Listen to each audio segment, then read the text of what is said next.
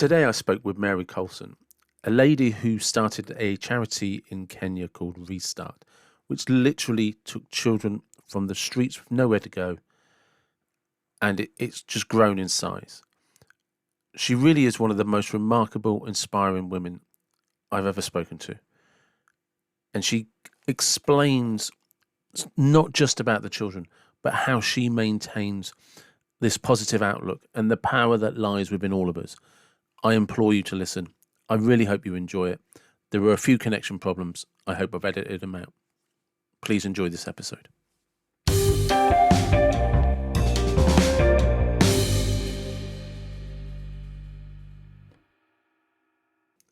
Welcome to the David Watson podcast. How are you?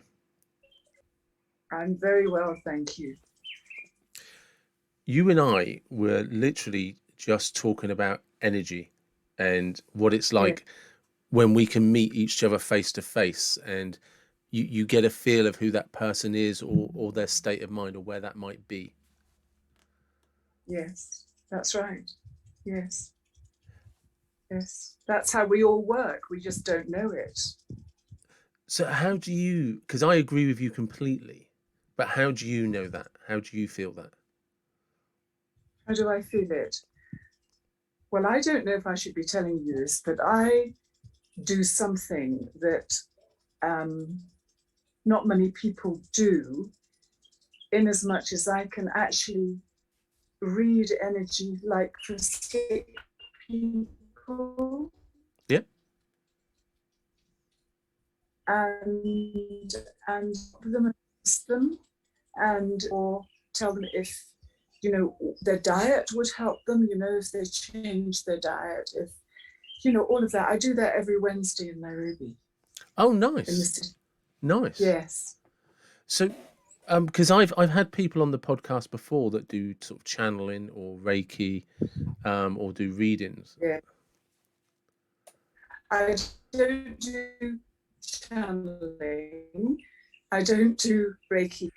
I don't really do readings, but I read people's energy for sickness and how to get healthy. That's what I do. Well, I mean, if I wanted to, I guess I could read other, people's energy, but I don't do that. It would be too much for me because it's a very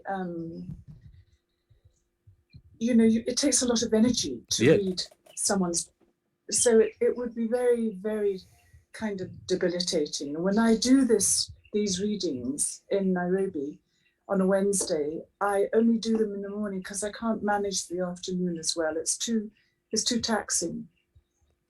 So do you kind of see like a spectrum in the aura? Is it in colours, or do you just get a sense? No, I did once see something in the aura, in somebody's aura, and it was terrible actually for me. It was a terrible experience. I was sitting, we were having tea in my house, and he was sitting opposite me, and I saw this coming through his aura, coming in, and it was moving quite fast. Not very fast, but I mean, I could see it had moved from, out there and come in. And I could pinpoint where it was coming to. It was coming to there. And it really upset me. And I said, I don't want, to myself, I don't want to do this. I don't want to be a clairvoyant. I don't want to see all of this stuff. I don't want to go around the streets and around everywhere in my life and see people's sickness. I don't want to do that. Yeah. But I do want to help people, but I don't want to do that. Anyway, luckily it went. But David, 3 months later, after I saw that guy was diagnosed with a brain tumor here in his temple. Wow. And so that made me even more determined. I wasn't going to do that. So I somehow subconsciously managed to stop that clairvoyancy. So what I do now is I'm able to see it without seeing visually. Yeah. I'm able a reading out seeing visually.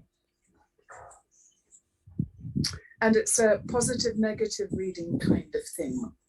So it's not, I have to ask questions to go further and beyond, but it's that's my guideline.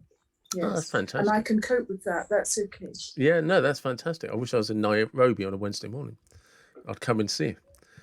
So yes. Come.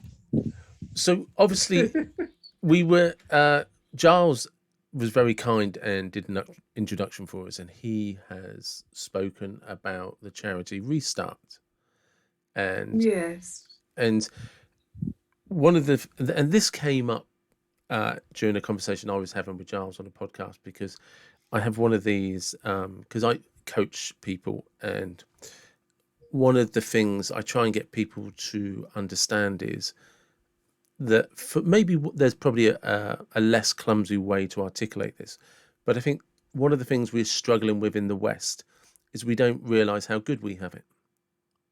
You're going to have to repeat that. I was saying to Giles that I think one of the big problems we have in the West is that as a culture, we kind of don't realise how good we have it, and that around the world, there's in other countries, they have it so much harder than we do. The why? Oh, is it the Wi-Fi dropping out? It's the Wi-Fi dropping out. You know, I live in Gilgil, and if you look on the map, it's not there. So I mean, that's how small Gilgil is. Well, that's okay, because what I can say. Yeah, that's okay. I can edit in between interruptions, so that's fine. Could you just tell us about Restart? Okay, let me tell you about Restart. We rescue children. Now, firstly, David, can I just explain to you that we live in a very, very poor area of the Great Rift Valley, a very beautiful place. The Great Rift Valley is stunningly beautiful. But it's a very, very poor area because we don't have a lot of rivers, and you can't grow things if you don't have water. So all along, it's been a very poor area. It was a Maasai grazing area. So the Maasai used to come from the mountains over there and used to bring their cattle over when it was dry over there and used to graze here. So that's what it was. So please understand that, get that background. We are a poor, poor, poor area. We've only been a town for about 7 years now. And we're not a town like you would know a town. And we don't have, we don't have infrastructure. We really have nothing.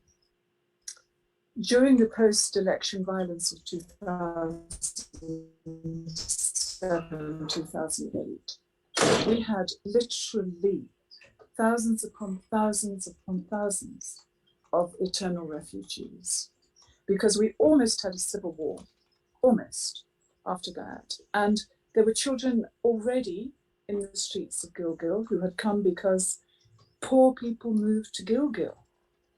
Why did poor people come to Gilgil? Because the land was cheap. It was next to nothing. It was only cooperatives who were buying the land and then selling land to people who needed land, population increasing. And so it was, there was a huge need for cheap land in the country. So we already had this very poor element of Gilgil, who was really scrabbling to live, to make ends meet, if at all. High population now and no jobs, nothing. So here we had that situation already, and we had all this influx of eternal refugees, displaced people from all over. And what could we do? At that stage, we had government at all. So we had to do something. And to cut a very long story, real trouble. when they're going through war, when they're going through real problems, it's always the children that suffer, always. And so the mothers of these children were now left, the ones that had husbands, which weren't very many, they were dead. And the ones that didn't have husbands had to leave because they had no little plots of land from whence they came, because it had been taken over. So they had nothing. So here we had this like massive influx of children that were starving, children that had absolutely nothing, and from babies all the way up. And if they died, if they got sick and died in the streets, during that time, people just used to dig graves and plonk the kid, plonk the little child's body down in the dirt and cover it over. That it was chaotic. It was chaotic. And I was taken round the streets, and I had taught at an African secondary school, at a Kenyan secondary school. It's my home. I mean, Kenya's my home. And I looked at these little children, and I honestly, there's no way that you or I could see what was happening in those streets and walk away and not doing something. It wasn't possible. So I came back and I said to my husband, I've got to do something about these children. And he said, yeah, I agree. He said, but you're on your own, because remember, I'm doing all I can for the education here in this district, which he was. He built 2 secondary schools and he was paying everything. So none of the children, none of the parents had to pay fees. He paid everything and did everything. So he said to me, all our income is going on there. I can't help you. And I said, don't worry. You know, I'm a woman, David. And women, we're not logical necessarily. We're emotional. And I said, don't worry. I'll make this happen. Don't worry. And I kept thinking at night in bed, if it doesn't happen, at least I have the consolation of knowing I tried. Yeah. And you're going to say to me, Mary, how did it happen? I don't, but it happened. It's happened. It's successful. And, you know, it's running and I don't know what to say to you. I mean, I did steal food from my husband at the beginning of it. He was bringing in a lorry full of food for the 2 secondary schools. And my people used to stop the lorry and steal 2 bags of maize. And we used to feed our children with that, because that was, and he knew that I was doing that. And I knew he knew, but we never talked about it. Do you know what I mean? It's a happy marriage. So that's how, yeah, happy marriage. That's how it started. I mean, if you had seen those children, little 2-year-olds, 1.5-year-olds, 3-year-olds, 8-year-olds sleeping in effluent, trying to look for food. I mean, you can't go past that. You can't turn around and say that's someone else's problem. It isn't. It's my problem. So that's what I did, and luckily, and you know, it's worked, and I'm so pleased it's worked, because hopefully we are actually changing the children. We're enabling them to have a life, and like I say to you, I believe that most of those children, those little children anyway, would never have made it. They would have died on the streets. So, you know, that's what we do. So, how many children did you start with? 6. 6. And how many has that grown to? Well, we have the capacity to take in 110. At the moment, we have 90. 90. And yeah, one of the reasons for that obviously was COVID, but it's not just that. It's, you know, we don't have street children in Gilgil. Obviously, we don't. Yeah. We don't have that. And our cases in Gilgil, the children that come to us, they're the children who are the worst treated in the district. They're not orphans necessarily. They are treated in every way. For example, David, our little girls, all but 3 of them, have been sexually abused from babyhood. The little boys and the boys also. The streets were, and these are the boys that were in the streets when, you know, we rescued them. The boys were treated so badly by the older boys there. And it's just, you know, it's just, all of them are in desperate need, like they're beaten by their mothers, they're beaten for all kinds of reasons. The mothers can't cope, they have no money, they have no education, therefore they can't get a job. And so we have broken limbs, we have children who like have 2 months to live. We, you know, all the terrible things that can happen to children, those are the children that we take in. So there's not one child that comes into us that isn't in desperate need of love and care and trust, to be honest. That's the truth. Because trust must be a really difficult So one for these young children. Trust is very difficult. When they come in, they're petrified. And you know, the abject fear in their eyes.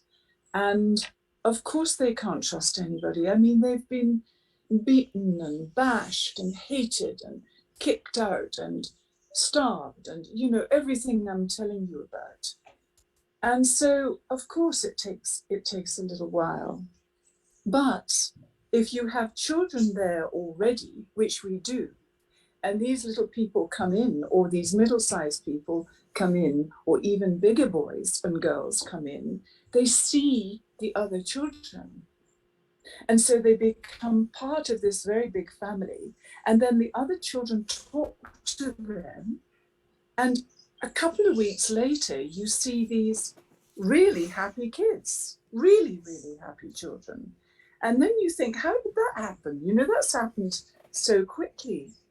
But inadvertently, I think the children passed on that energy like we were talking about here. You're all safe. We can trust. And they do trust. They trust. They trust. We had a reporter here. He was an Australian, but sort of had married an American and lived in America, came over. Now they now live in Kenya, I think. Anyway, he came up and he said to me, Mary, why don't you have an army of counselors and, you know, psychologists, and how do you do this with these children?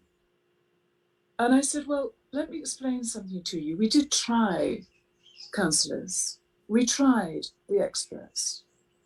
And with all due respect to them, what I found was that the children couldn't talk to them.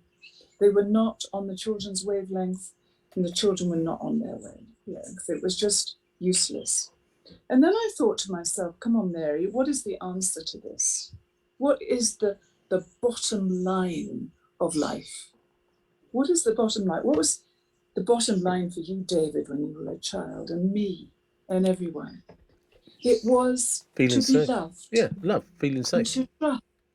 Yeah. And to trust in the people that were with you and brought you up. Love and trust. And I thought, that is what we give those children, and those children will heal. Those children will be safe and feel safe, and they will start being happy. And that is what we do.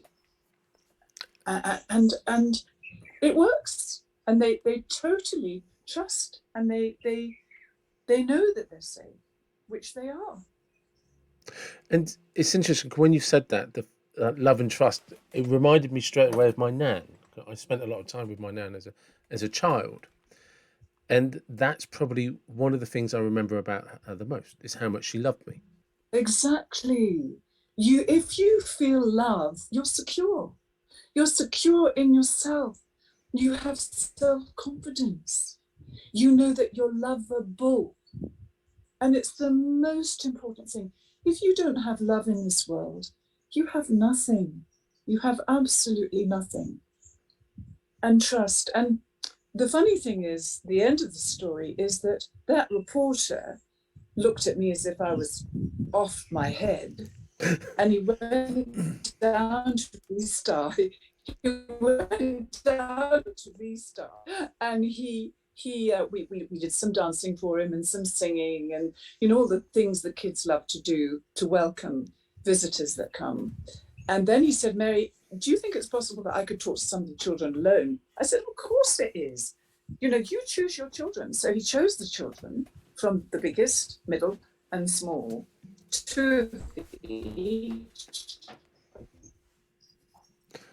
They went into the classrooms he said, one by one, they weren't all in there together. It was one by one they came in.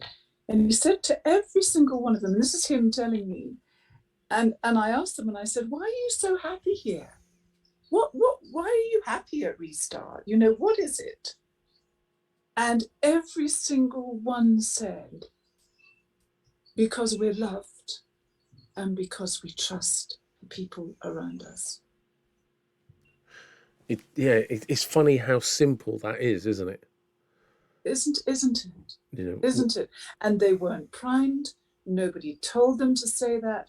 I hadn't spoken to, seriously. And that reporter was gobsmacked. He couldn't believe it. And he rushed up to the house here and he said, "Mary, I've just spoken to all the children." And he says, "It's amazing. They've just said what you said." I said, because they feel it. They know they're loved. They know they're loved. Truly, that's how it works. I have a theory which I have no way of proving, which kind of comes back to one of the things that Giles and I talked about, that a thing that I think is a problem in the West with our culture is that we're so comfortable that we don't realise we're no longer aware of any dangers, not real life dangers. They're not comparable. So we become incredibly unattached to the things that are actually important, because it's not difficult getting food. It's not difficult having a roof over your head. Nobody's going to try and kill you. The news will tell us that that's what's happening. But it's for a population of 60 million people in a small country that has infrastructure, lights, I think a social app, Instagram, went down the other day. Facebook and Instagram went down last week or something for about 5 hours. Oh, the whole world was in uproar about it, because that's how comfortable our life is. We couldn't look at photographs of other people. And I honestly believe that that's one of the reasons we have such high rates of depression and anxiety, is because we're not aware of an alternative. I agree with you. I agree. I think the complacency plays a big part in the way we think in the West. I think that's true. I think our complacency is very detrimental. But I think there's a bit more to it, David. I think it's important. There are things I think that we've missed in our thinking. I think over the centuries, this has got to a much sort of weaker level of thinking. We govern our lives by thinking. Depression comes from thinking. Yeah. Everything we do comes from our thoughts. Now, you know as well as I do that, and there's a big thing on the news this morning about social media and the influence that has.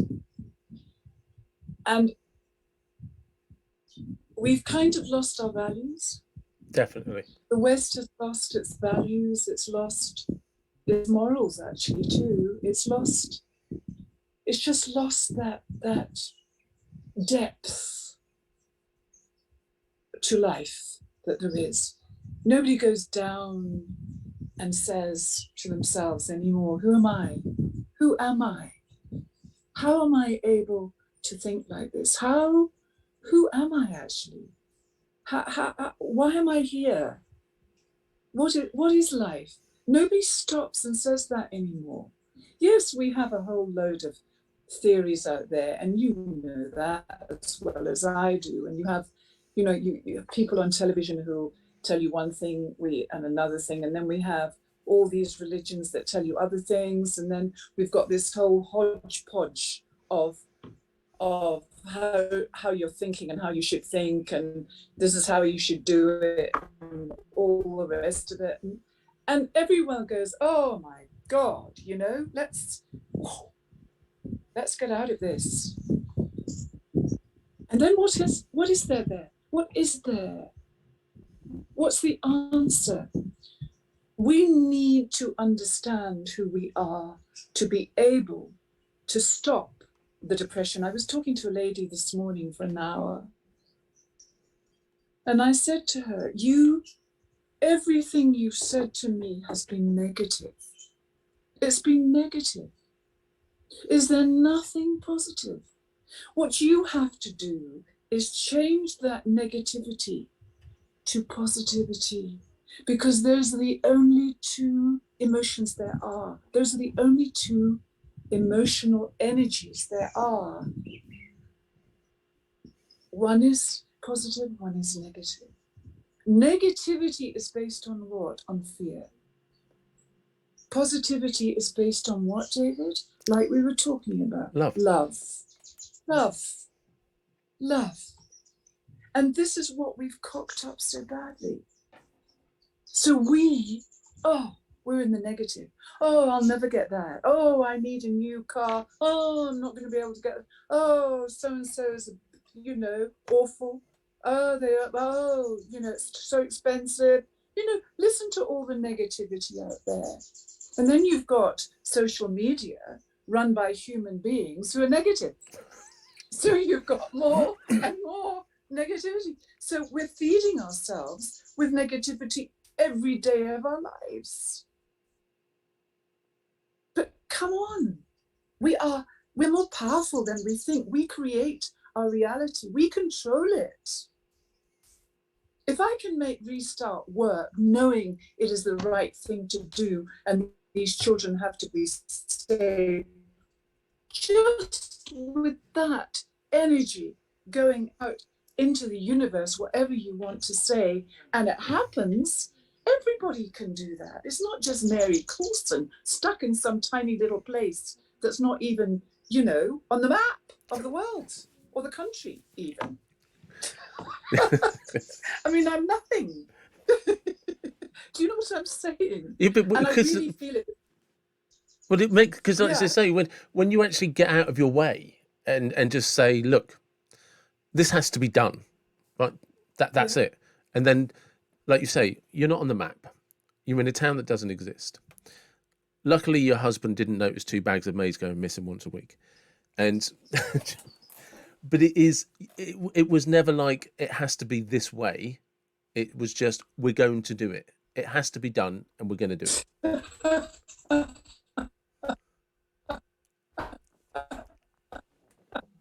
Exactly. But you let me tell you something I've learned throughout this whole time with the children and Restart and everything. I've learned that anything's possible. But shall I tell you the most important thing is you write and you follow that gut feeling. It will work, David. It will work because you're putting your whole positive energy into it. Even subconsciously, that's what's happening. Do you see? Yeah. So you are creating it. You don't know how, but you're doing it because you know it's the right thing to do. From your heart, you know that's what you have to do. And you do it. So Do you here's, see? I do, and actually, it's an area that I'm very passionate about because obviously one of the things I do is coach people, and but so here's the thing that if you're probably best placed to argue, not argue, give an idea of this is how do people learn to, and this applies to me, like how would you suggest that we get out of our own way to hear what we should be doing? I think the first thing that all of us have to realize is that we are powerful. Number one, and I mean it. Our thinking is energy. What else is it? It's energy. You can't taste it, you can't cut it, you can't destroy it. It's yours. You create it. You're the creator of your own thoughts.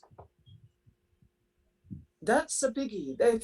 If you contemplate that a bit, you'll see that that's terribly important to understand that.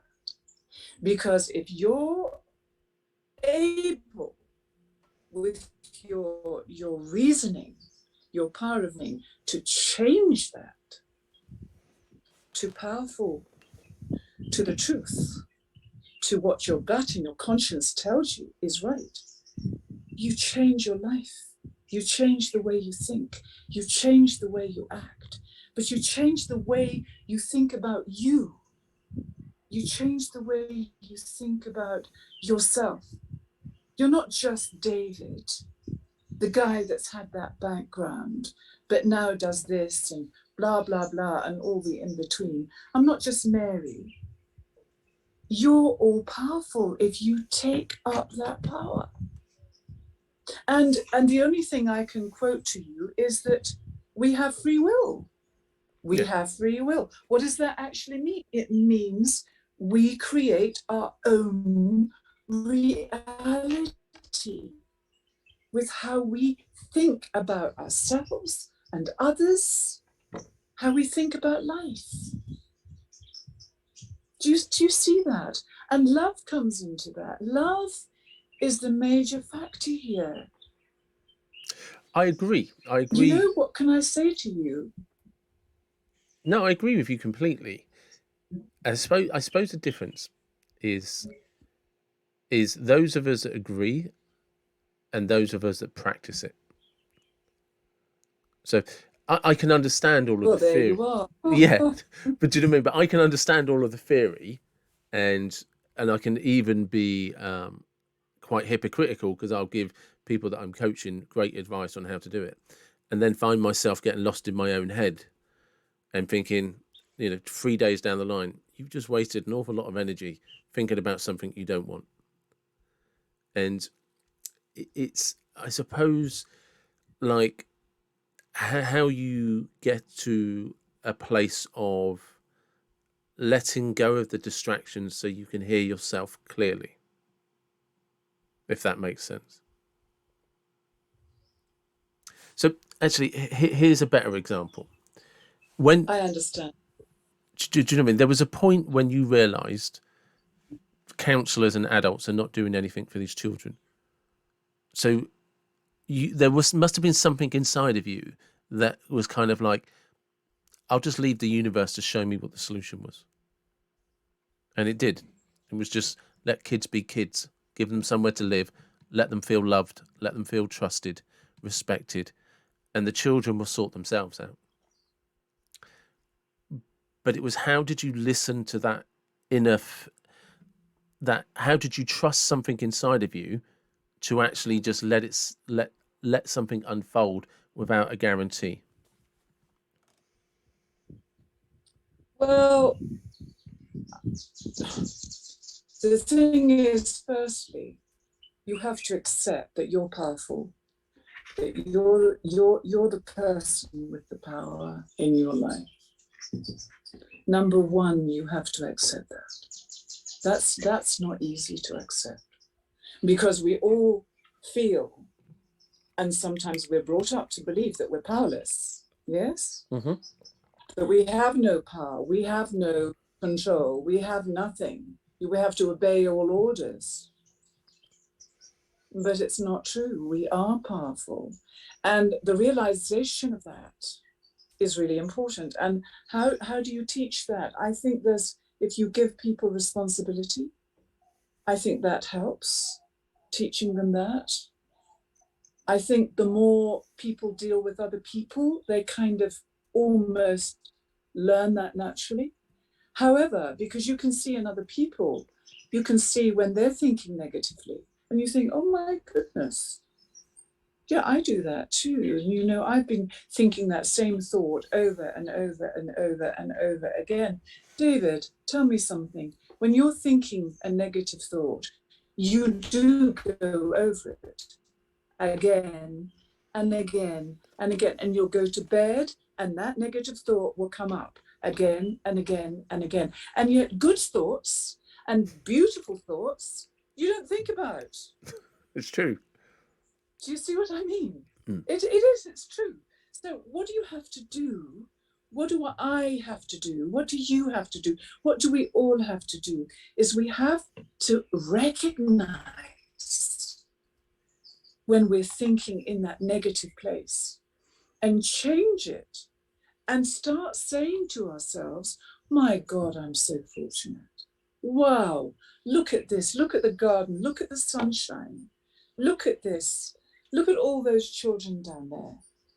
Look at the people around. How lucky I am. And if you start there and you start believing how fortunate you are, you instead of allowing that voice of negativity to come into you, you stay in the positive. You stay and say, no. Yeah, that's wrong. It's okay. We'll change it. That can be changed. But how fortunate am I? And you are so powerful that we don't realize it, that we can change that. We can change that. And you can change people that you talk to just with your own power of positivity. Let me tell you something. When you talk to people, and when I talk to people, and when anybody talks to anybody, if you praise them, what happens? Yeah, they receive it well, and they start feeling uplifted and And you valued. get exactly. Why can't we do that about ourselves? Why can't we say that to ourselves about ourselves? Why is it always, oh my God, you shouldn't have said that, shouldn't have done that. It's your fault this happened. Oh, my son did this and I must have brought him up the wrong way. You know that thing?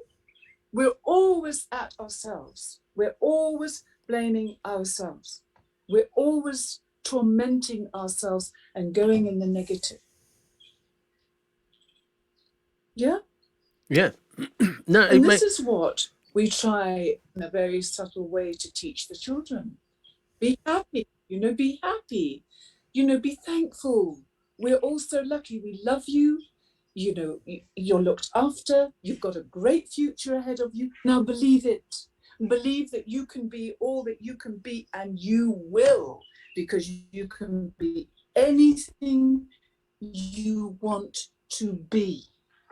And so can you, David, and so can I. But we have to believe it. Do we not? I agree 100%, because obviously one of my problem. Well, it's interesting, because one of my burning questions before the podcast was going to be like, how do you get a child who's had such a traumatic experience to just learn to live? And like you say, the answer is really simple. In a way, it's really simple, because what you actually do is you help them recognize you're not in that environment anymore.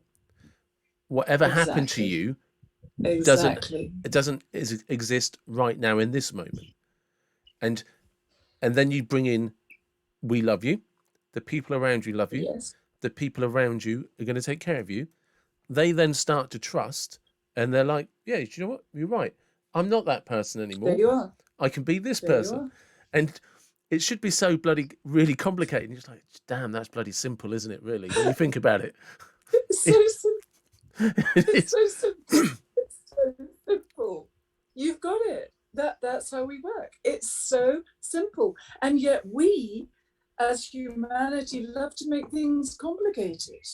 Yeah, we do, and we're good at making it complicated, to Do be we fair. not? Oh, and we're excellent at it. Oh, very, very good. Oh, very good. You know, I don't. Excellent. We're excellent. Top marks for complication. Yeah, I But it's could. simple. It is. It is. That's what I'm saying, because one of my, like I said, when I first spoke with Giles, I was fascinated. Just like, how do you do that? How do you even begin to manage it? And again, and what did I do? I complicated it. Even before I'd ever spoken to you, before I'd ever found out anything about Restart by looking at the website, I'd already overcomplicated the process in my head. Yes, I'm sure you had. I'm sure. I can believe it, David. And you would be saying to yourself, she can't do it properly. I mean, this isn't, I mean, you know, how the hell did they do this? I These didn't. kids come out just the same way as they went in. Well, I didn't. I Do you see? I was. know. Yeah, it is. I didn't think. I never once thought it wasn't possible. That hadn't occurred to me. But I couldn't see how it was possible. So I was aware from the conversations I'd had with Giles, and from what I'd seen on the website, that actually these kids are turning out great, absolutely amazing. But I was just like, how do you get from A to B? I couldn't see that journey. And I was chucking in so many different scenarios of what must happen, and no, and again, I overcomplicated it. Yeah. So what are you hoping for next? What do I hope for next in with Restart? Yeah. Well, just any Or well, in all of it, I well, suppose. well, well, the children now, I mean, those children that we got as little ones, you know, they're growing up. Like we've had 8 leave us. They're at college, they've qualified. Oh, great. Some are at university, some at college. We don't let them leave us without being qualified for something, whether it be woodwork, it doesn't matter what Yeah. it is. You know what I mean? We so that they have a future. And truly we do. When I started this, I said to myself, these children are going to be treated like I treated my own children. And that's how we do it. Those children, whatever they want to do, you know, whatever they feel they could be good at. For example, we've got 2 girls at the moment. One girl has gone into beauty, and the other girl is doing stitching. She's learning to sew. And they're very happy. And that's great. You know, that means that they can be independent when they leave us. It's very complicated, David. It's not simple, because these children are used to us now. They've got the values, they've got different morals, they have a different perspective of life and themselves. And, you know, they have to adjust to the outside world too, because we are a very protected little place. You know, Restart is protected. I mean, the children are protected. And so they have to learn to become independent. And we watch that through. We supervise that. If they get, you know, if there's a problem, we will go to their rescue, etc., etc., etc. So we are like parents, truly. We do exactly what parents do. And it's just very interesting for me. the most interesting thing I have ever done in my life. I mean, I never thought that I would, have this experience. I never did. And it's just been amazing. And it's given me a greater understanding of humanity and how it all works and what you can do to help one another. And it's really, from my perspective, it's really changed me and my life. I can tell you it has. It's given a greater depth and enabled me to have more power than I ever thought was possible, because I don't think anybody has it easy in life. I don't think anyone's life is all bliss and you've got the answers. You have to find the answers. You have to experience everything to the point where you find the answers, the way of dealing with it yourself, the way of understanding life. You've got to. Everyone has to come to a certain understanding in life. And then you can go forward. And being with the children and just learning so much has been the greatest gift that I could ever have for myself. Have you ever thought about writing a book? Oh, it's so funny you should say that. Everybody says to me I should write a book. You should. Everybody. You should call it like... I keep saying that I wish with all due respect to them again, I wish all the sort of psychiatric world would come out here and do a white paper. Yeah, because I think they'd learn a lot. Yeah, so do I. I think they would learn a lot. But I think you would write a very good, useful sort of self-help book with everything you and I have discussed. It wouldn't even, it doesn't have to be masses. It could be an essay. Do you know what I mean? But I think you should, because this wisdom goes at one point. You're not going to, as powerful as you can become. There comes a time. Yes, I understand what you're saying. I do. Unlike most people, you are actually living proof of your belief. Because most people have written the book from the comfort of a loft apartment or a loft studio somewhere, whereas your experiences you've actually put into practice and proven them.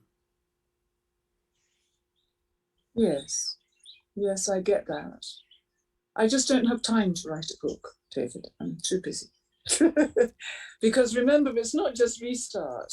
I started other sidelines. Of course you did. Because because 90 children's not enough to keep you busy. No, absolutely not. I mean, it's all or nothing with me.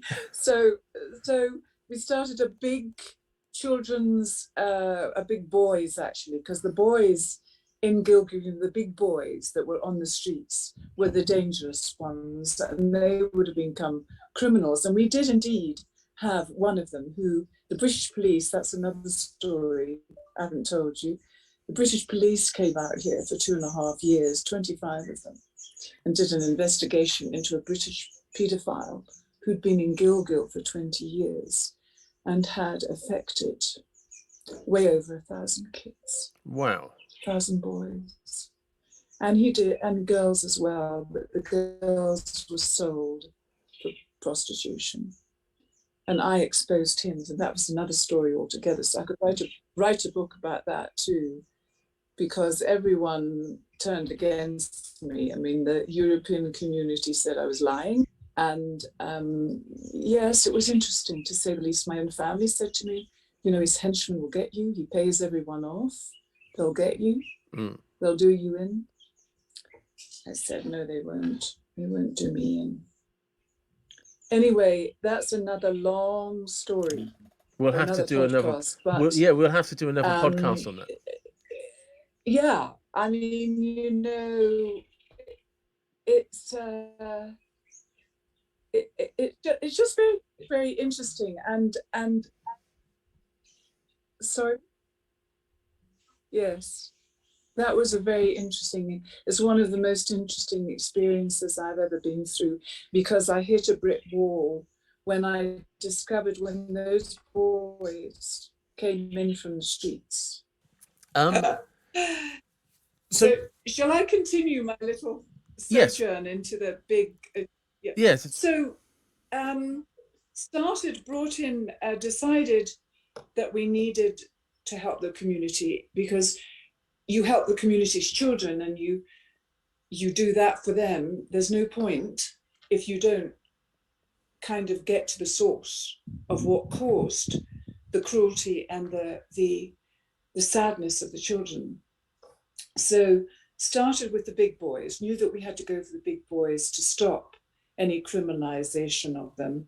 And indeed, I was telling you that this boy who had been a victim of this guy, this paedophile, was actually, the British police told me he was a murderer. He was a murderer in the streets. And he would, he would just, and he said to me, Mary, would you bring him in? Would you have him in this project? I said, absolutely, absolutely. Doesn't mean to say he can't change. Doesn't mean to say, I didn't know at that stage that he'd been a victim of this guy. So what I did was I looked up on the internet to start a project that males could do that didn't cost any money to start. yeah. And it's not easy. But again, something just happened and came before me, and it was a guy down the road who showed me that he could make paper out of grass, etc., etc. And I thought, grass. So, okay, so that's fiber. And then I thought solid fuel is made out of wood, but shavings of wood, like sawdust. So what I need to do is something that doesn't cost us anything, that nature has, that we can make into solid fuel, say, and it would be environmentally friendly as well. So indeed we did. We make what's termed briquettes, which is solid fuel. Yep. And we make them out of waste roses that are exported to Europe and from Kenya. We make them out of that, plus other sort of fiber that we get. And we ourselves at Restart, that's what we use as fuel, is the briquettes. And we started that. So that was number one. And then we knew that the children had to be fed, and I wanted them to have organic vegetables, fresh. So we started an agricultural project, taught over 100 local people to grow organically. So we grow vegetables organically for the children. And so they get fresh veggies every day, as well as, what else they're eating. And then my great love of sickness, not my love of sickness, but helping and curing sickness, because I knew that medicine was too expensive in Kenya for the people that we have in Gilgil. But also my mother died of cancer when I was 18, and I didn't have any siblings. And I always knew that there had to be a cure for cancer. I always knew it deep in my heart that there's a cure for everything. There's a solution to everything. You just have to find it. And so I decided that we would grow medicinal plants. And we grow, we've got way over 1,000 medicinal plants in the herbal garden. Wow. And we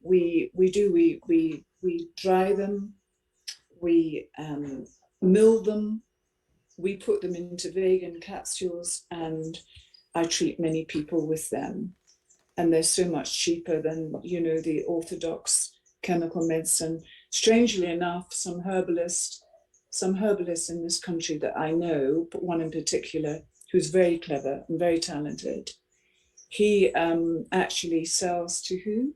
to the pharmaceutical companies. Isn't that interesting? Yeah, yeah. Interesting. So they see what the makeup is of that herb, why it helps that situation, what's in it, you know, what combination, what molecular structure, and then they transpose that into their chemicals, you see, and it's chemicalized. So you don't get a scent. I mean, they've paid you for your herb, but that's it. Yeah. And of course they know it. Yeah, you see how it works? Oh yeah, definitely. Interesting, isn't Yeah, it does. You know, that is unfortunately how it does work. And it is. It does. I Yeah. think one of the things that's most unfortunate is somewhere during the process of, say, the last 50 years, we've removed the education of how this all happened. You know, like what once upon a time, like my grandparents, like I remember growing up, I knew a lot about what vegetables did things, what herbs did things. Yeah. My grandmother especially used to take me out collecting stuff from hedgerows and things like that that would be kept in the house for certain different uses. And we've kind of removed that and think that the only way we Yeah. can buy things is from the pharmacy or from the shop.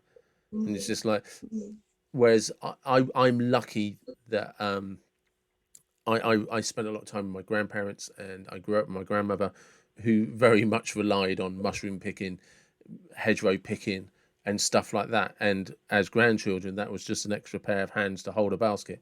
So you're going to make yourself used to it. Absolutely. And in that process, Absolutely. I learned a lot about that. And like I said, one of the things I do think that's disappointing is that we've removed the knowledge of saying to people like, look, all these pharmacists, all they're doing is taking this product and putting it in presentable True. packaging for you. You could actually go and it's absolutely. you know, you could go for a walk in the Yeah, woods that's and chemical. do this. Yeah, but And they patent it, you see, so you know, that's it. But that basically that's what it is. but I think the biggest thing that's happened, and I don't know where you would kind of whose doorstep this sits on, is just the fact they've removed the education of where they get it from, because anybody could actually just pick up a No, they herbalist, have. and especially an old herbalist book, like a second-hand one, and right now go and find these ingredients. They'll be Yeah. in your local meadow, your meadow, the woods, somewhere like that. You can buy these plants online. You could grow them in, in your garden, and we don't. That a lot of that has gone now. It's absolutely true. And what made me another reason why I'm so interested and became so interested in this is I was brought up in Suffolk, Okay. in Rushmere, St Andrew, and a little tiny village. And I remember at the time when I was little, there was only one human being that was known to have cancer. Yes. One. Yeah. And now? I know. So It you have is. to think, what the heck is the difference here? What is it? I There's a difference. I have a theory on that as well. And interestingly, I was talking to somebody about this on another podcast, and in slightly different way, but I think a lot of it is to do with stress. It's just stress just throughout the body, because and what I was talking about is like, so you would be very much more aware of this than I was, but your parents would have grown up through and survived two of the worst wars in modern history. Getting through all of that, you're left with every day as a blessing. And they kind of carried that aura about them. Even though That's right. they might have had a bad day, the car might have broken down. Internally, they were just like, do you know what? I'm alive. I have a roof over my head and food on my table. I'm blessed. And they didn't know another way to think.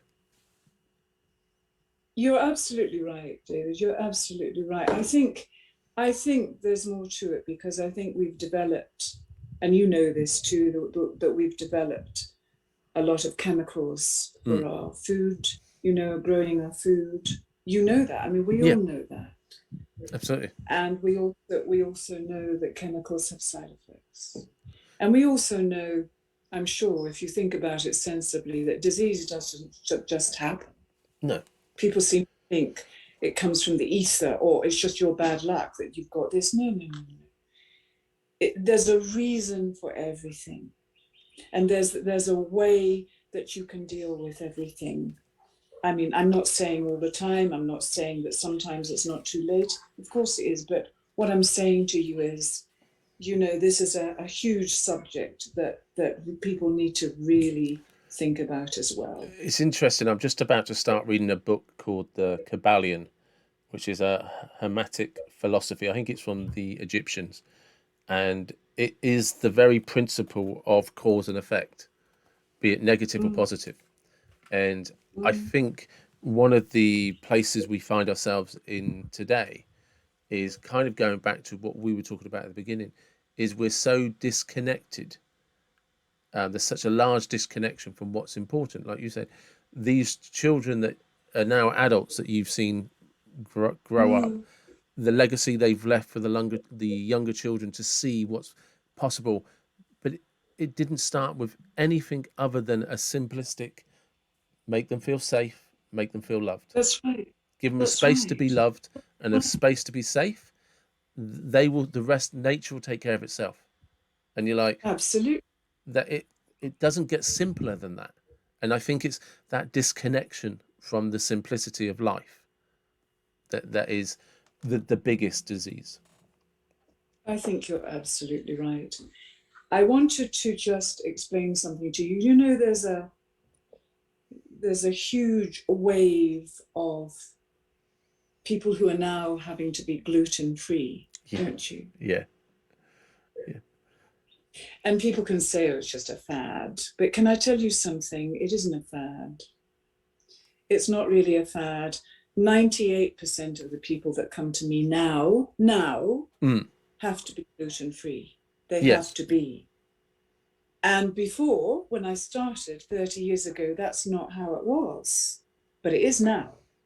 mm, It's like that now. So people say to me, why? Why has this happened? And it's actually quite straightforward.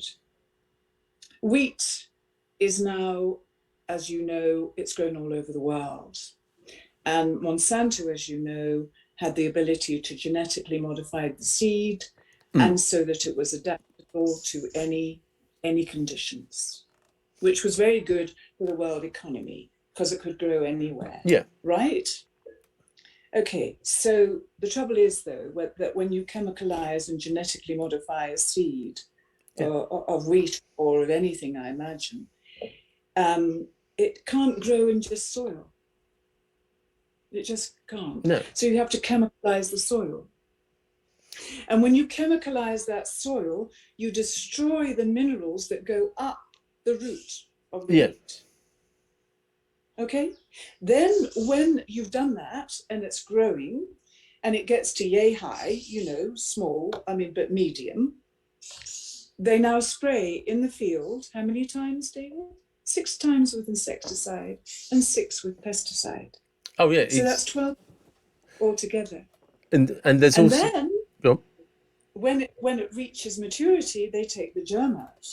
yeah, And then the miller has to, by law, spray with rat poison for aflatoxin. That's why 98% of my people cannot take yeah. wheat. I mean, it's You see, interesting, it's that simple. but it's also interesting as well because there's that switch from the wheat based to a wheat based diet. So I remember listening to a guy. It was about 20 years ago, maybe 10 years ago, but I think it's about 20. And he was a PT, and he started talking about gluten, people who were going gluten free, and now this is specifically to do with the Western diet, which was, Yes, you know, yes. and he said maybe it's not that you have a gluten intolerance. Maybe for the first time you're actually eating a healthy diet. Mm, He said, but being gluten intolerant brought it to your attention. You know, Now that's not going to kind of be the same for where you are, because if I go down the road right now, I could walk into one of at least 10 different takeaways. Do you know what I mean?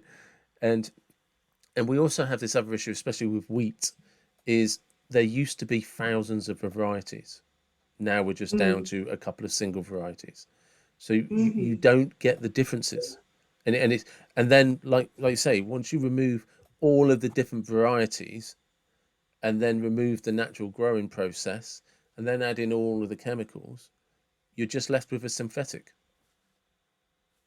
Well, but you are, and the crops that are grown with the wheat, like barley and rye, oats, very often they're grown with the wheat. They're treated in the same way. So unless you get organic, it's useless. I mean, you're eating. What are you eating?